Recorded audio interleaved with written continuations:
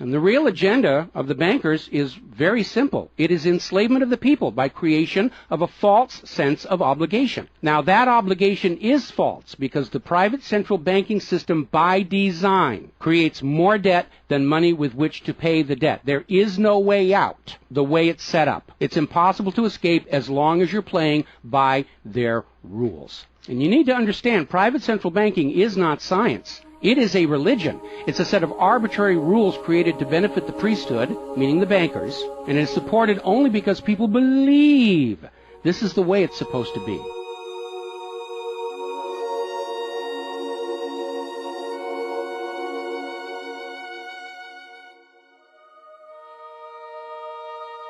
It is a religion.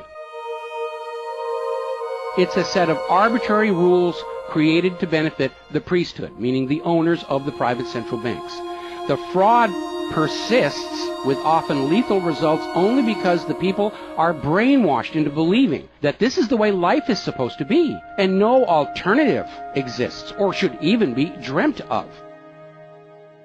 Now, this same approach, the same brainwashing, was true of two earlier systems of enslavement, rule by divine right and slavery, both systems built to trick people into obedience, and both now recognized by modern civilization as illegitimate. So now we are on the verge of a new era in history where we will recognize that rule by debt, rule by private central bankers issuing the public currency as a loan at interest is equally illegitimate. It only works as long as people allow themselves to believe that this is the way life is supposed to be. But you need to understand something that's the core of the issue. Private central banks do not exist to serve the people, the community, or the nation. Private central banks exist to serve their owners, to make them rich beyond the dreams of Midas, and all for the cost of ink, paper, and the right bribe to the right official, and the occasional assassination.